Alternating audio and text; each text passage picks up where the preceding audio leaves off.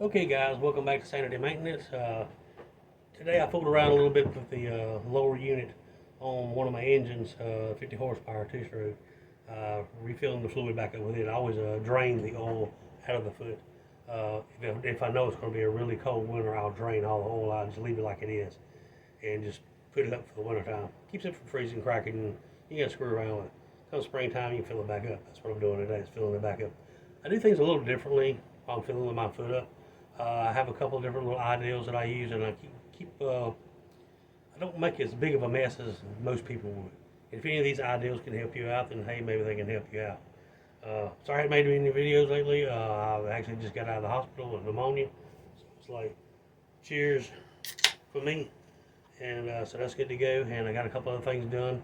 Looks like I'll be down for a few weeks, so it's gonna be nice to be home and do nothing. So let's get into it.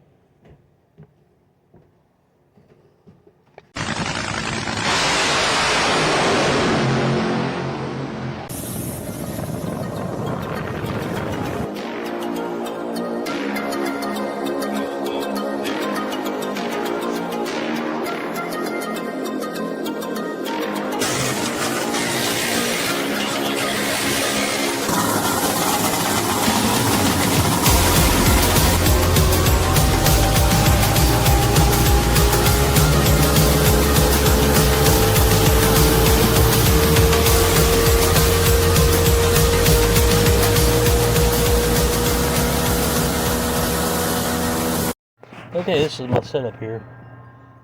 These are the normal pieces that you can buy when you're purchasing a lower unit kit for putting oil back into your lower foot there. The yellow piece, the silver piece comes with it as an adapter. Everything down the hose comes with it, but this does not come with it. This is kind of an add-on feature I've done to it. Makes things a whole lot easier. It's basically just a gas valve. If I want to turn it on or turn it off, I can do it from right here. This allows me to shut the oil off. Once I get it filled up here, I can pull this hose off and I can let it dangle, take this and do something else with it. Unscrew it and safely get it unscrewed, because it's pretty aggravating to do if you've done this before, and I'm sure you have. Turning it back on allows me to pump it right into it here. I have another T here on it as well. Once I get done filling this up, I'll actually take the top part off here and unscrew, or just take it off. Just basically just a vacuum tube here, blocker. I'll take that hose and stick it right here on the top and store it that way. That way I don't have oil running through the hose. It's all over the damn place. But it makes things a whole lot easier. But if you're filling it up, it just makes things easier too. You can run it one way and then stop it, or you can actually screw this in and drain it too, whichever way you want to do it. But it works great. I'm gonna start filling it up. Keeping an eye on my hole there. Just don't have any leaks.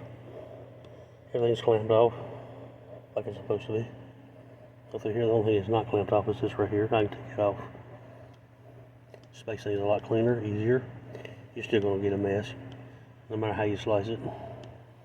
Once I get this to my desired area here and start getting a little peekaboo here from my oil, I can just shut this off and unhook this and put it up, and then go from there on trying to seal everything else off. Just makes the job of this doing much easier. If you're not familiar with this oil here, the Lucas Synthetic, this is some really good stuff here. My brother turned me on to this.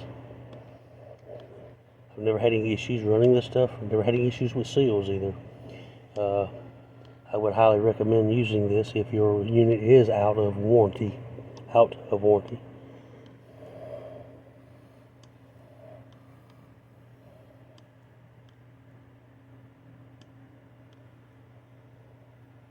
We're almost getting there. This is my way of changing the lower unit oil. I normally drain it out in the fall if I'm not going to use the boat. Over the winter time, I will drain it out, and I will leave it out until spring.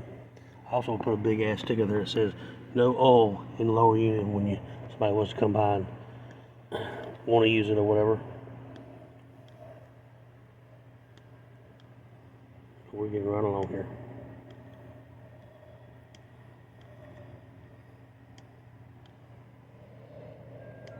It's a lot cleaner mess.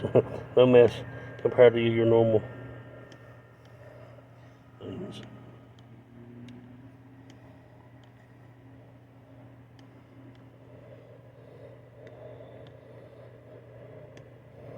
putting a lot of pressure on the pump. I'm just kind of taking my time. There we go. See, she just jumped in there. I'm going to take this valve and shut it off. And that's it. Okay, this is where I'm at now. So I've capped this back off here. Just took the piece out of it here and stuck it on the bottom over there. This is going to allow me to unscrew this and make a whole lot less mess. I got my plug back in on here on top. Just going to hold most of it in there. That should be good to go. So just going to give you an ideal way to make a lot less mess from this. Alright. Okay guys, this is going to be my total and complete mess here. So come out pretty good, less mess, which is hard to do on something like this. Not hiding anything. That's some water running out earlier when I moved the boat around. But I hope this was a helpful little video. Okay, I can at least put this in the video too as well on how I store it. Like how all the hoses are hooked up to it. It doesn't make a mess. If you have one do this on your own boat, you know it's very messy. Always messy. It's hard to keep it all together in one piece or whatever. I normally keep this in a little box, my fittings, all my attachments here from Yamaha. All this is sealed off with clamps. I don't have to worry with that other than this one here. Remember, this is where the T goes here. Not the T, but the vacuum thing, which is on here now. So that's my way of keeping a halfway decent shop if I can. It's also a lot easier to use it and do whatever you want to do, especially working on several outboards. But it is what it is. Well, I hope the video was helpful. If it was, hey guys, give it a thumbs up. I appreciate it. Y'all have yourself a good night.